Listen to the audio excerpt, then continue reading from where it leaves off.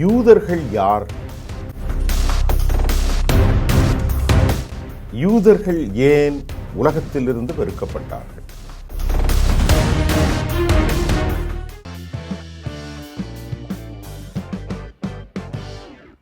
நேயர்களே, யூதர்கள் யார்? யூதர்கள் ஏன் உலகத்திலிருந்து வெறுக்கப்பட்டார்கள்? இந்த வரலாற்று சுவடுகளை நாம் பார்க்கத்தான் வேண்டும்.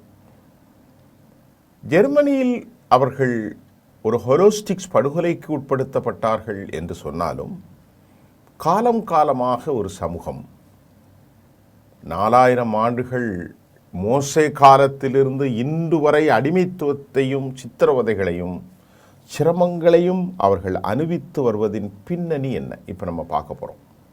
முதல்ல ஜெர்மனில் மட்டுமல்லங்க, ஐரோப்பா முழுவதிலும் யூத மக்களுக்கு எதிரான ஹிட்லரால் தூண்டிவிடப்பட்ட ஒரு வெறுப்பை நாம் முதலில் புரிந்து கொள்ள வேண்டும். இது முதல்ல இப்போ இந்த நூற்றாண்டுக்கு முன்னாலன்னு வைங்கலாம், 1930-35 அப்புறம்.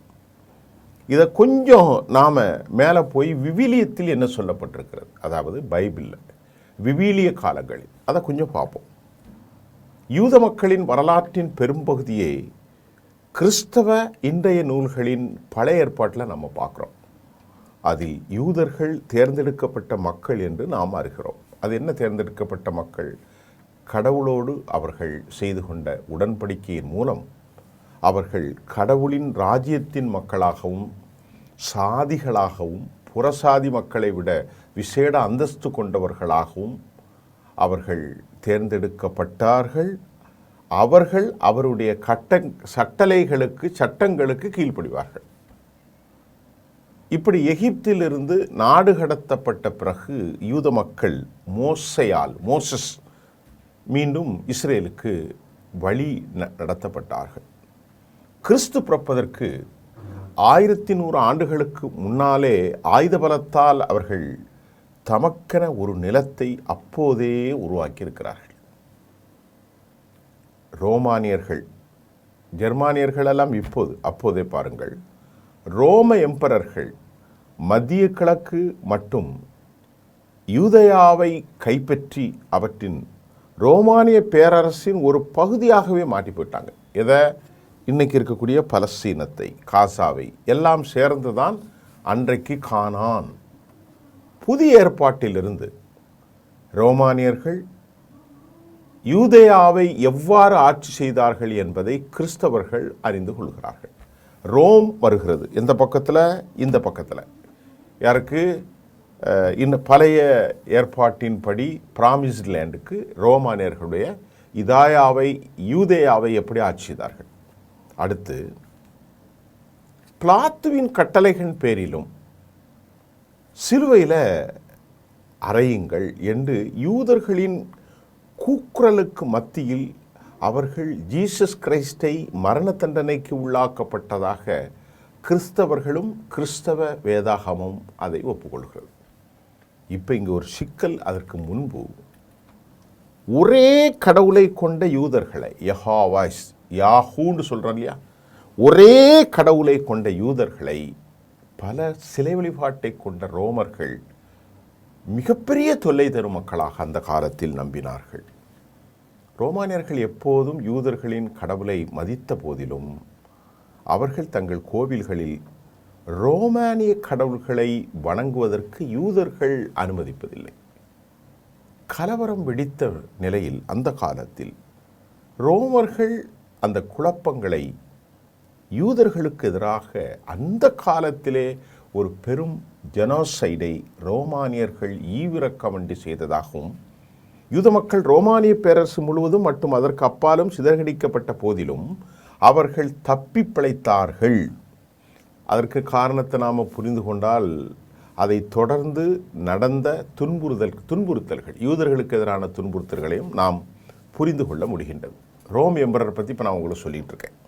இப்போ கடவுளுடைய ஒரு அக்ரிமெண்ட், கவனன்ட் என்று சொல்வார்கள் கிறிஸ்தவ பேராசிரியர்கள். Covenant, the agreement with God, கடவுளுடனான உடன்படிக்கை யூத மக்களை ஒன்றாக பிணைத்தது. அவர்கள் அவருடைய விதிகளை கடைபிடித்தால், இதெல்லாம் ஆரம்ப கால விதிகள். வேறு என்ன நடந்தாலும் அவர்கள் அவரால் தேர்ந்தெடுக்கப்பட்ட மக்களாகவே இருப்பார்கள். இந்த நம்பிக்கை யூத மக்களுக்கு ஒருவித விசுவாசத்தையும் அடையாளத்தையும் அளித்தது. அது அவர்களை ஒன்றாக இணைத்தது என்றும் சொல்லப்படுகிறது.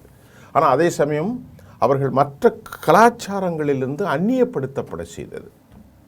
பின்பற்ற வேண்டிய கடுமையான விதிகள் யூதர்கள் அப்போது வாழ்ந்த வெவ்வேறு சமூகங்களின் விதிகளோடு எப்போதும் ஒத்துப்போவதில்லை.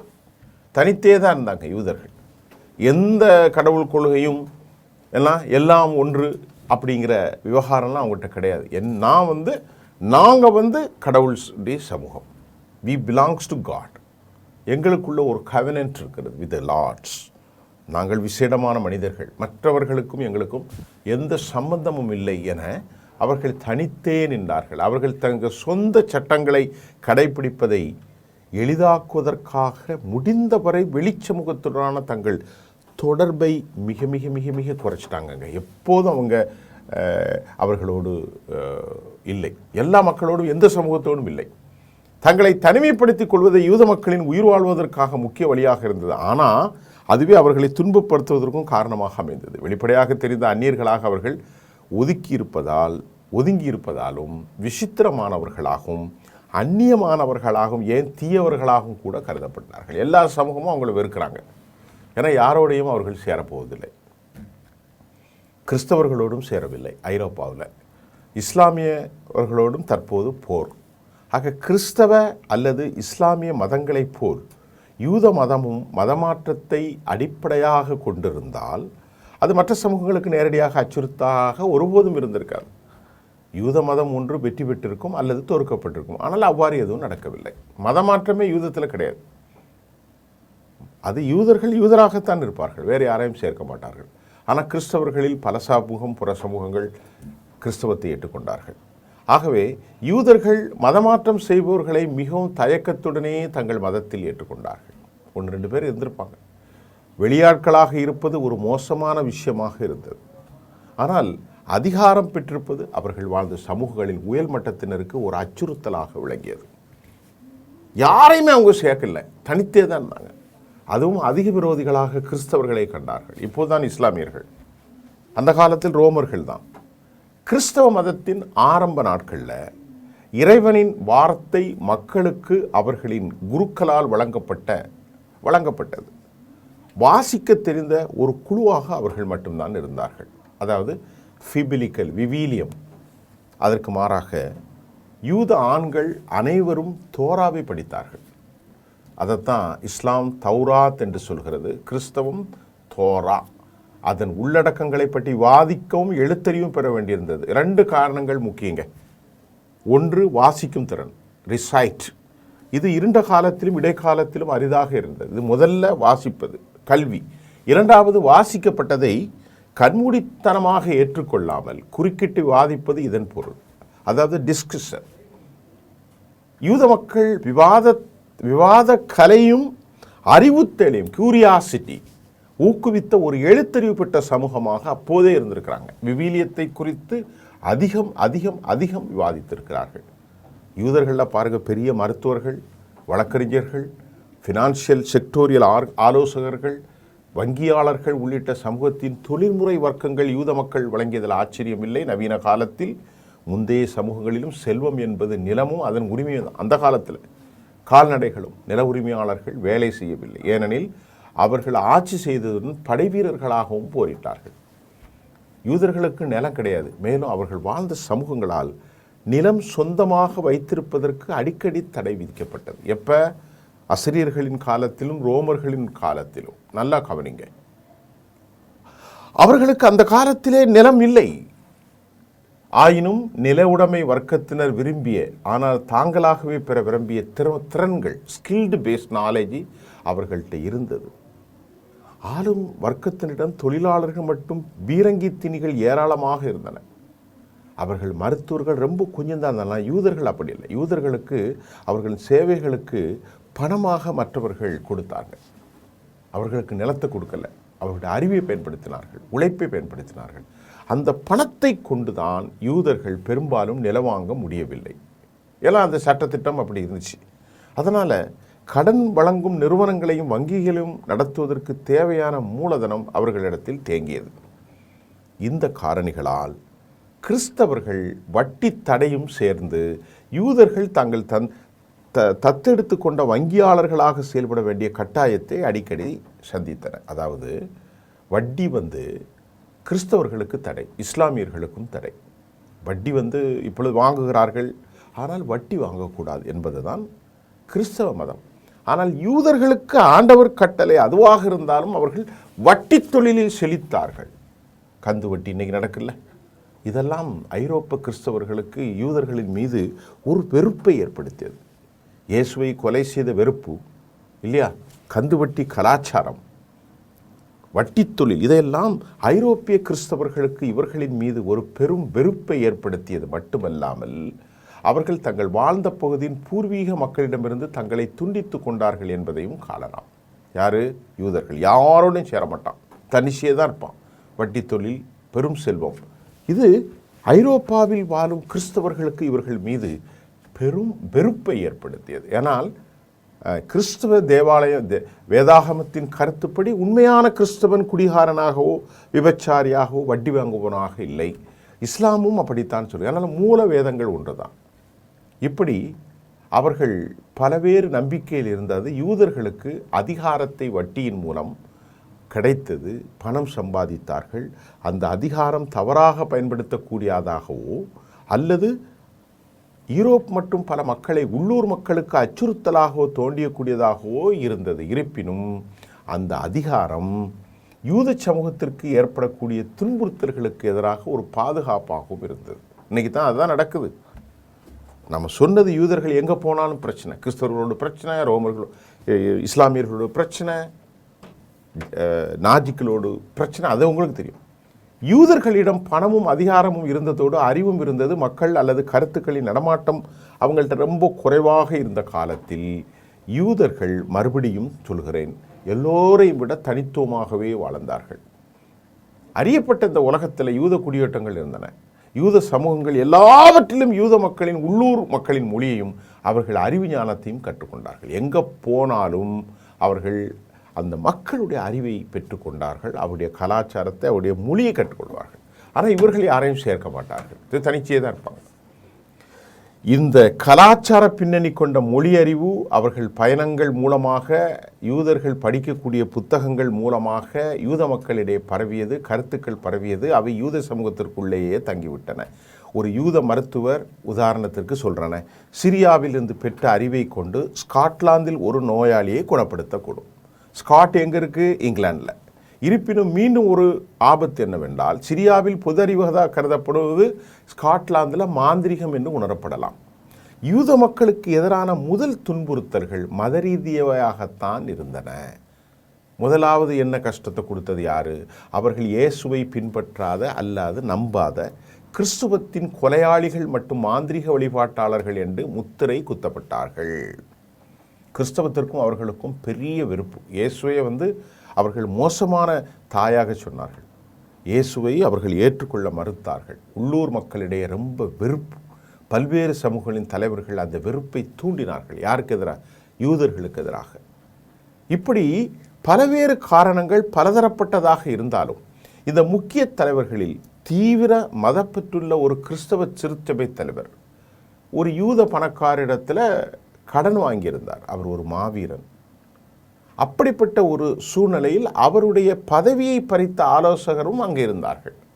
இவருக்கு அதிகாரத்தை எல்லா இடத்திலும் மேம்படுத்தப்படுகிறார்கள். 19ஆம் நூற்றாண்டில் மத ரீதியாக துன்புறுத்தலுக்கானார்கள். அது மட்டும் இல்லைங்க, யூதர்கள் ஒரு ஒட்டுண்ணிகளாக கருதப்பட்டார்கள். அதாவது ஒட்டுன்னா ஷக் பண்ணி சாப்பிடும் பிற சமூகங்களுடைய வளர்ச்சியை. இன்றைக்கி கூட வட இந்திய சமூகம் தமிழர்களுடைய ஒட்டுண்ணிகளாக, தமிழர்களுக்கு வட்டி கொடுத்து வாங்குறாங்கல்ல. மக்கள் புக முடியாத சின்ன கிராமத்திலையும் பாருங்கள் ஒரு ஷேட்டு கடை இருக்கும். அதே போன்று சமூக டார்வினிசம் மற்றும் வளர்ந்து வரக்கூடிய யூரோப்பிய நேஷனலிசம், தேசியவாதம், இது எல்லாவற்றின் கொந்தளிப்பான கலவையிலிருந்து இந்த மனப்பான்மை மாற்றமும் அவர்களுக்கு வந்தது. யூதர்கள் சமூகத்துக்கு பொருந்தாதவர்கள் மட்டுமல்ல, சமூகத்திற்கு ஒரு அச்சுறுத்தலாக கருதப்பட அகற்றப்பட வேண்டிய என்றும் வெளியார்களால் பார்க்கப்பட்டார்கள். இதில் பெரும்பாலும் கிறிஸ்தவர்கள் தான். அப்போது இஸ்லாம் எல்லாம் ஐரோப்பில் கிடையாது. இன்றைக்கி தானே 100 வருஷம்தான் இஸ்லாமியர்களுக்கும் அவர்களுக்கும் போர். 1914க்கு முன்பு பழைய ஏகாதிபத்திய வியன்னாவில் வாழ்ந்தபோது ஹிட்லர் அனுபவித்த உணர்வு இப்படித்தான் அமைந்தது. 20ஆம் நூற்றாண்டில் பல துன்புறுத்தலுக்கான மற்றொரு காரணியும் சேர்க்கலாம். அது கம்யூனிசத்துடனான யூதர்களின் தொடர்பு. 1887 தான் முதல் சியோனிஸ்ட் 1897 முதல் சியோனிச மாநாடு நடைபெற்றது. எங்கே? சுவிட்சர்லாந்தில். அந்த சியோனிச தந்தை தியோடர் ஹெர்சல் இவர் தான் யூதர்களுக்குன்னு ஒரு நாட்டை உருவாக்கணும் அப்படின்னு பலஸ்தீனத்தை பற்றி அவர் பேச ஆரம்பித்தார். இன்னைக்குள்ள சண்டைகளுக்கெல்லாம் அது விதை. சியோனிச சிந்தனையாளர்கள் வர்க்க பாகுபாடு குறித்த ஒரு சமூகத்தை பற்றி பேசினார்கள். அது சோசலிசம். பேசுகிறவர் இருக்கிறாங்க. 1937 ரஷ்ய புரட்சி நடந்தது. ரஷ்ய புரட்சியின் தலைவர் ஒருவரான ட்ரோட்ஸ்கி ஒரு யூதராக இருந்தார். இந்த ட்ரோட்ஸ்கி ஒரு உலக புரட்சியை நம்பினார், இன்டர்நேஷனல் ரெவல்யூஷன். மேலும் அவரது அழைப்புக்கு ஜெர்மனால் பதிலளிக்கப்பட்டது. 1818-19 மியூனிக் சோவியத் அமைப்பின் பல தலைவர்கள் யூதர்களாக இருந்தார்கள். இப்போ யூதர்கள் உலகம் முழுவதும் பரவிட்டாங்க. சோவியத்து, யூரோப் நாடுகள், லத்தீன் அமெரிக்கா, எல்லா நாடுகளையும். இங்கே இல்லை, அந்த கானான் தேசத்தில் இல்லை. இவ்வாறு 20ஆம் நூற்றாண்டில் மாபெரும் புரட்சிகர சிந்தனை யூத சிந்தனையாளர்களோடு இணைக்கப்பட்டது.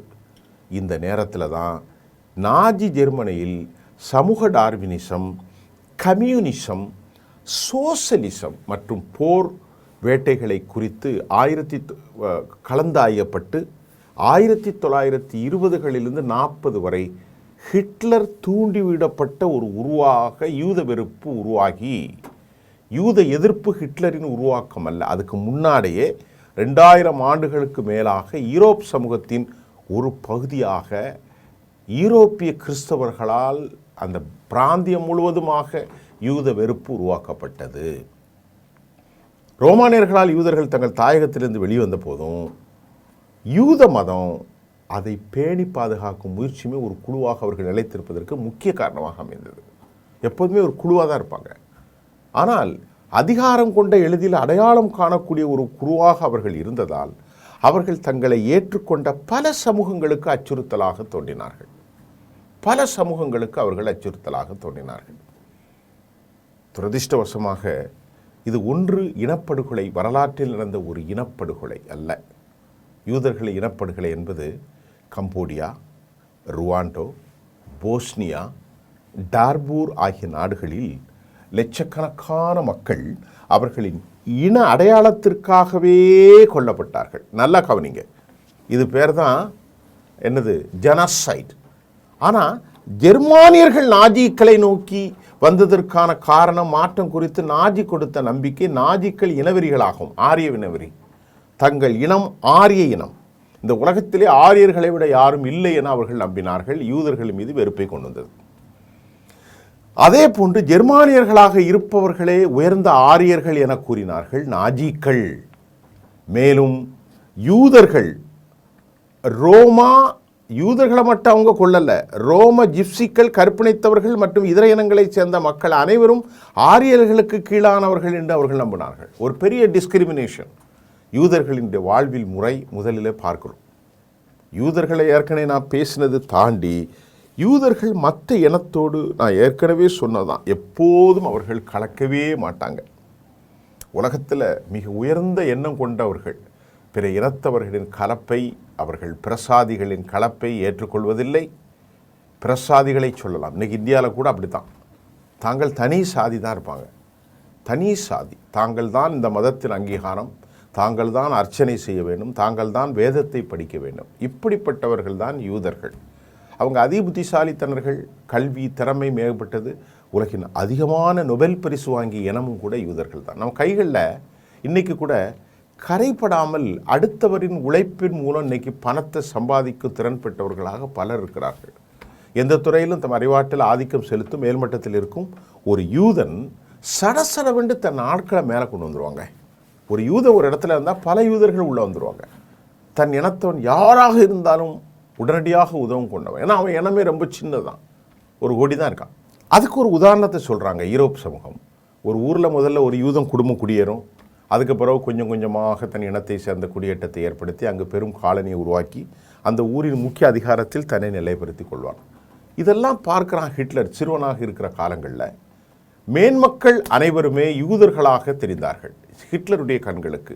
யூதர்கள் தன் இனத்தை தவிர மற்றவர்களை தீண்டத்தகாதவர்களாகவே பார்த்தார்கள். யூதர்களை சும்மா அங்கே நடக்கலை. உயர்மட்ட அரசியலிலும் உலக அரசியலும் யூதர்களே கோலாச்சினார்கள். வியாபாரத்தை எடுத்துக்கிட்டாலும் அவங்க தான். அரசின் உயர் பதவி, தனியார் நிறுவனங்கள், யூதர்கள் ஏழைகளை உறிஞ்சி வட்டிக்கு கடன் கொடுத்து யூத இனம் கொளுத்து வாழ்வதாக ஹிட்லர் நம்பினார். அவருடைய வாழ்வியல் முறையை அவர் வெறுத்தார். அவர் தம் அறிவாற்றலால் மிக எளிதாக வேகமாக முன்னேறி உரிய இடத்துக்கு செல்வதை ஹிட்லர் வெறுத்தார். சின்ன வயசுலேருந்து அவருக்கு அந்த யூத வெறுப்பு வருது. யூரோப் நாட்டில் 1ஆம் உலகப் போரில் ஜெர்மனி தோற்று போனதற்கு யூதர்கள் தான் காரணம் என்று ஹிட்லர் உறுதியாக நம்பினார். யூதர்களை வெறுத்தார். எப்போதும் நம்மை எடுத்துக்கொள்வோம். நாம் சில சாதிகளை சேர்ந்தவங்க இன்றைக்கி தமிழ்நாட்டில் கூட அப்படித்தான். கையில் கரைப்படாமல் சேறுபடாமல் அவங்க உயர் பதவிகளிலிருந்து மேன்மை வாழ்வில் வாழவில்லையா? இன்றைக்கி இந்தியாவில் அதான பிரச்சனை. அதை பார்க்கும்போது ஒரு கோபம் உருவாகும் இல்லையா? உருவாகியிருக்கு இல்லையா? அன்றைக்கி திராவிடர்கள், ஆரியர்கள்னு அந்த கோபம்தான் அன்னைக்கு ஹிட்லர்கிட்ட உருவானது. அதனால் அதை நாம் நியாயப்படுத்தவே முடியாது. என்ன கோபப்பட்டாலும் மக்களை கொலை செய்வதை நியாயப்படுத்த முடியாதுங்க. நமக்கு தெரிந்த ஒரு ஜாதியை சேர்ந்த வியாபாரத்தில் கொடிகட்டி பறக்கிறார். அந்த சாதி சங்கங்கள் எல்லாவற்றையும் செய்து அவர் முன்னேறிக்கணும்னு வச்சுக்கிடுங்க. அப்போ அவர் கஷ்டப்பட்டு தான் மேலே வருவார். இப்படி ஜெர்மானியருடைய வாழ்வையில் குதிரை ஏறி கொண்டிருந்த யூதர்களின் மீது பெரும் வெறுப்பு யாருக்கு வந்தது? ஹிட்லருக்கு வந்துடுச்சு. அப்பப்பா அவன் என்ன முடிவு பண்ணிட்டான், அவங்க ஒழிச்சா தான் இந்த நாடு விளங்கும் என்று நம்பினா ஒரு தத்துவத்தை கொண்டு வந்தான். யூதர்கள் மீது ஏற்பட்ட இந்த வெறுப்பை போட்டு கம்யூனிஸ்டும் மேலும் உண்டு. சாமானியன் வெறுப்பு எதுவும் செய்யாது. ஆனால் ஆட்சியாளர் வெறுப்பு பல கொலைகளை செய்ய தூண்டியது. 1933 ஹிட்லர் தலை தூக்கத் தொடங்கினார். நாஜி கொள்கையை வலுப்பெறச் செய்தார். அந்த பகுதிகளில் இந்த யூதர்களின் நிலை கவலைக்கிடமாக மாறியது. பொருளாதார மந்த நிலை, போர் ஆகியவிட்டால் அச்சமுட்ட யூதர்கள் கிறிஸ்தவர்கள் அஜாரிட்டியாக வாழக்கூடிய ஐரோப்பா கண்டத்திலிருந்து பலஸ்தீன், அமெரிக்கா, சோவியத் யூனியன் ஆகிய நாடுகளை நோக்கி பரவலாக புலம்பெயரத் தொடங்கினார்கள்.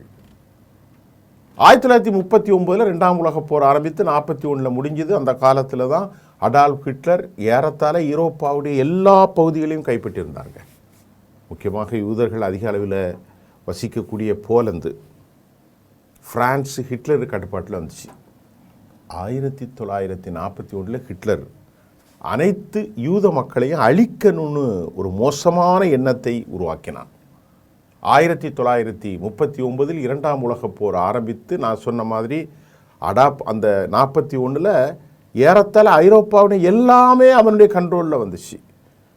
யூதர்கள் அதிகமாக வாசிக்கக்கூடிய பகுதியும் அவர் கண்ட்ரோலில் வந்துச்சு. இந்த வெறுப்பில் அடால்ஃப் ஹிட்லர் 6 மில்லியன் யூத மக்களை கொண்டான். இதை விட பெரிய அநியாயம் ஒன்றும் இல்லை. இன்னைக்கு யூதர்கள் பலஸ்தீனை கொள்கிறார்கள். இது பெரும் இன அழிப்பு என்று வரலாற்று அறிஞர்களாக கூறப்படுகிறது. ஹிட்லர் 3 மில்லியன் மக்களை வதை முகாம்களில் நச்சுவாய்வு செலுத்தினான். அதில்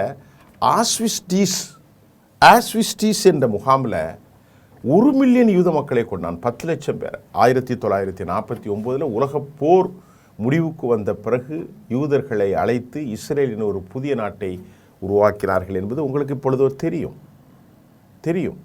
தற்போது இஸ்ரேல் ஒரு குடியரசு நாடாகும். அதில் 8 மில்லியன் மக்கள் வாழ்கிறார்கள். அதில் 6 மில்லியன் மக்கள் யூதர்கள். இஸ்ரேல் மற்றும் அமெரிக்காவின் மிகப்பெரிய அளவில் யூதர்கள் வசித்து வருகிறார்கள். யூத மக்கள் பெரும்பான்மையினமாக பிரான்ஸில், அர்ஜென்டினாவில், ரஷ்யாவில், ஆஸ்திரேலியாவில், கனடாவில், ஜெர்மன், யூரோப் நாடுகளில் அவர்கள் வாழ்ந்தாரும் இந்த யூத படுகொலை ஹோலோகாஸ்ட் என்பது 2ஆம் உலகப் போர் காலத்தில் 6 மில்லியன் யூரோப்பியர் வாழ்ந்த யூதர்கள் ஜெர்மானியரில் ஆரிய இன படுகொலை செய்யப்பட்ட நிகழ்வை ஆங்கில சொல்லான ஹோலோகாஸ்ட் என்பதற்கு இணையாக பயன்படுத்தப்படுகிறது. இந்த ஹோலோகாஸ்ட்டை ஷோகான்னு கூட நம்ம குறிப்பிடுறாங்க. வரலாற்றில் நம்ம படிக்கும்போது தெரியுது. அந்த காலத்தில் அடல்ஃப் ஹிட்லருடைய தலைமையிலான தேசிய சோசலிச ஜெர்மன் தொழிலாளர் கட்சி நாஜி இந்த நாசி பார்ட்டி தான் இன அழிப்பை ஒரு பகுதியாக கொண்டது. யூதர்கள் தவிர பிற இனத்தவர்கள் பிறவினரும் கூட படுகொலை செய்யப்பட்டார்கள் நாஜியால். எல்லாருமே அவன் இதே மாதிரி தான். அன்றைக்கி யூதம் செய்கிற மாதிரி தான் அன்றைக்கி நாஜி செய்தான். ஜிப்சிகள், கருப்பர்கள், சோவியத் இனத்தை சேர்ந்தவர்கள், சோவியத்வாதிகள், பொது உடைமைவாதிகள், அது மாதிரி போல் இனத்தவர், ஸ்லாவியா மக்கள், ஊனமுட்டோர், அடே அப்பா, தன்சேர்க்கையாளர்கள், ஹோமோசெக்ஸ், பொலிட்டிக்கல் எதிரிகள் எல்லாவரையும் கொன்னார்கள். யெகோவா சாட்சியாளர்கள் என்பதும் இதில் அடங்கும். வரலாறு முழுவதும் யூதர்கள் மீது காட்டப்படும் இறுதியான செய்தியை நான் உங்களுக்கு சொல்கிறேன். யூத வெறுப்பு, ஆன்டிசெமிட்டிசம், மதம், பொருளாதாரம், இனவெறி மற்றும் அரசியல் சார்ந்த பல காரணங்கள் இதில் உள்ளன. சிறுபான்மை சமூகராக இருந்த அவர்கள் மற்றவர்களுடன் எளிதில் இணையாமல் தங்களை தனித்து வைத்திருப்பது இதற்கு ஒரு முக்கியமான காரணம். இது யூதர்கள் ஏன் வெறுக்கப்பட்டார்கள் என்பதற்கு இது முக்கியமான காரணம். இரண்டாவது, மத காரணங்கள் என்ன?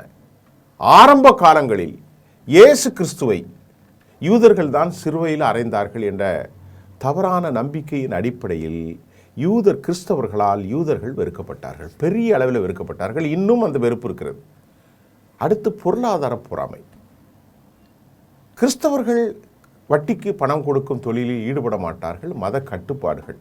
ஆனால் யூதர்களுக்கு அந்த தடை இல்லாததால் அவர்கள் வங்கித்துறை, நிதித்துறையில் ஈடுபட்டு முன்னேறினர். இது பெரும்பான்மை கிறிஸ்தவ மக்களிடையே பொறாமையும் அவர்களின் மீது பயங்கர வெறுப்பையும் உருவாக்கியது.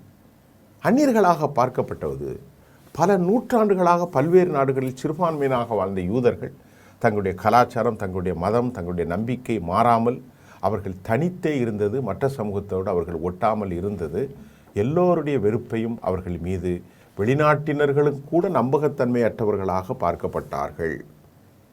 பொருளாதார வீழ்ச்சி, சமூக பிரச்சனை ஏற்படும் போதெல்லாம் அதற்கு யூதர்கள் தான் காரணம் என்று கூறி ஆட்சியாளர்களால் அவர்கள் பலியாக்கப்பட்டார்கள். யூதர்கள் உலகை ஆள திட்டமிட்டுக்கிறார்கள் என்ற பொய்யான தவறுகள் இன்னைக்கு கூட பேசிக்கிட்டு தான் இருக்கோம். 19ஆம் நூற்றாண்டு 20ஆம் நூற்றாண்டில் யூரோப்பா தேசியவாதம் தலங்கியது. ஜிண்டோயிசம், யூரோப்பியன் ஜிண்டோயிசம், யூதர்களை ஒரு இழிவான இனம் என்று முத்திரை குத்தப்பட்டு அவர்களுக்கு எதிராக அடக்குமுறைக்கு ஆளானார்கள். இதுவே 2ஆம் உலகப் போரின் போது ஹிட்லரின் நாஜிக்களால் யூதர்கள் படுகொலை செய்யப்பட்டார்கள். ஹோலோகாஸ்டுக்கு வழிவகுத்தது. யூத மக்களுக்கு எதிரான முதல் துன்புறுத்தல், நான் சொன்ன மாதிரி இயேசுவை பின்பற்றாத நம்பாத கிறிஸ்துவின் கொலையாளிகள், இவர்கள் மாய மந்திர வழிபாட்டாளர்கள் என்றெல்லாம் உள்ளூர் மக்களால் இவர்களின் மீது கட்டும் வெறுப்பு. வெவ்வேறு சமூக தலைவர்களே அந்த வெறுப்பை தூண்டினார்கள். 19ஆம் நூற்றாண்டில் மத துன்புறுத்தலுக்கும் இனத்துன்புறுத்தலுக்கும் ஆளாகிய இன்று யூதர்கள் இன்று பலரை துன்புறுத்துவராக, ஒட்டுண்ணிகளாக அவர்கள் வாழ்கிறார்கள் என்று இன்றும் அவர்களின் மீது இந்த அவலம் தொடர்கின்றது. ஆகவே நிறைவாக அசிரியர்கள், ரோமர்கள், பெர்சியர்கள் மற்றும் பல சமூகங்களால் யூதர்கள் ஆளப்பட்டார்கள். அசிரியர்கள், பாபிலோனியர்கள், பாரசீகர்கள், ரோமானியர்கள், கிங்டம் ஆஃப் இஸ்ரேல் வடக்கு, கிங்டம் ஆஃப் ஜுடேயா தெற்கு, இப்படியெல்லாம் பல விஷயம் வந்துச்சு. ஆட்சியில் இருந்த யூதர்களின் அரசியல் சுதந்திரத்தை பல்வேறு குறைத்த யூதர்கள் இன்றைக்கு இஸ்லாமியர்களை அடக்குமுறைக்கு உள்ளாக்குகிறார்கள். அதுதான் பலஸ்தீனம். எல்லாராலும் அடக்கப்பட்டு அவர்களுக்கு இடம் கொடுத்ததோ பலஸ்தீன மக்கள். ஆனால் இன்றைக்கு அந்த பலஸ்தீனர்களே அவர்கள் கருவறுக்கிறார்கள். இது மிகுந்த ஒரு ஆபத்தான ஜெனோசைடு. தாங்கள் ஜெனோசைடுக்கு உள்ளாக்கப்பட்டார்கள். ஆனால் இன்று அவர்கள் அதிகமான மக்களை இந்த படுகொலைக்கு உள்ளாக்குவது. அவருடைய காலத்தில் அதிக வரிகள், மத தலையீடுகள், வன்முறைகள் எல்லாம் இருந்தது. ரோமருடைய பல தெய்வங்கள் நம்பிக்கைகளாக இருந்தாலும் அரசியல் அமைதியை முக்கியமாக கருதியால் தான் யூத மதம், ஜுடாயிசம் சட்டப்படி அமைக்கப்பட்டது. ரோமர்கள் ஜுடா பகுதியை ஆட்சி செய்த காலத்திலும் மத நம்பிக்கைக்கும் அரசியல் அழுத்தங்களுக்கும் நிறைந்த குழுவில் யூதர்களும் இருந்தார்கள். மெசையா தங்களை ரோமர் அடிமை தளத்திலிருந்து விடுவிப்பார் என்ற சில யூதர்கள் நம்பினார்கள். அரசியல் பதட்டங்களையும் எழுச்சிகளையும் ஏற்படுத்தியது. ஆரம்பத்திலே சில யூதர்கள் இயேசுவை மெசையாக ஏற்றுக்கொண்டார்கள். ஆனாலும் பெரும்பாலும் யூதர்கள் மறுத்தார்கள். காரணம், தங்கள் உள்ளத்தில் அவர்களுக்கு இருமாப்பு, சாதிய போக்கு. இதுதான் கிறிஸ்தவம் ஒரு தனிமதமாக உருவாக காரணம். கிறிஸ்தவத்தின் எழுச்சி துவக்கத்தில் கிறிஸ்தவம் யூதர்களிடமிருந்து தோன்றியது. ஆனால் ரோமர்கள் அந்த மதத்தை முதலில் ஏற்றுக்கொள்ளவில்லை. 300 ஆண்டுகள் வரை கிறிஸ்தவர்களை ரோமர்கள் அடக்கினார்கள். அதன் பின்பு ரோமானியர்கள் கிறிஸ்தவ மதத்தை ஏற்றுக்கொண்டார்கள். யூதர்களின் பூர்வீக பாரம்பரியமும் முடிவுக்கு வந்தது போல் ஒரு திருப்பம். கிறிஸ்தவம் அதற்கு பின்பு ஒரு தனி மதமாக உருவாகியது. யூதர்கள் புலம்பெயர்ந்த வாழ்க்கை ரோமர் ஆட்சிக்கு பிறகு யூதர்கள் பல நாடுகளுக்கு புலம்பெயர்ந்தார்கள். டயாஸ்பரோ வாழ்க்கையை அனுபவித்தார்கள். ஈரோப்பா, மத்திய கிழக்கு, வட ஆப்பிரிக்கா, அமெரிக்கா இப்படி புதிய சமூகங்களுடைய அடிமைத்தனம், மதப்பாகுபாடு, இனப்பாகுபாடு, தாக்குதல்கள் போன்ற சவால்கள் சந்தித்த போதிலும் தங்கள் மத நம்பிக்கையில், புனித விழாக்கள் மற்றும் சமய மரபுகளில் அவர்கள் ஆழமாக இருந்தார்கள். இந்த டயாஸ்பரோ கம்யூனிட்டி யூத சமுதாயத்தின் அடையாளத்தை மேம்படுத்தவும் இன்றைய பல்வேறு பரிணாமங்களை உருவாக்கவும் வழிவகுத்தது. மாற்றங்கள், சோதனைகள் இருந்தாலும் யூத மதம் தொடர்ந்து தற்போது நிற்கின்றது. இப்பொழுது உலகம் முழுவதும் அது இன்றும் வெறுப்புக்கு ஆளாகியிருக்கிறது. இவர்கள் வெறுப்புக்கு யூரோப்பிய கிறிஸ்தவர்களால், ரோமானியர்களால், அசிரியர்களால், பாபிலோனியர்களால், நாஜிக்கள், ஆரியர்களால் அடிமைப்படுத்தப்பட்ட போது இவர்களை வரவேற்றது பலஸ்தீனர்கள்.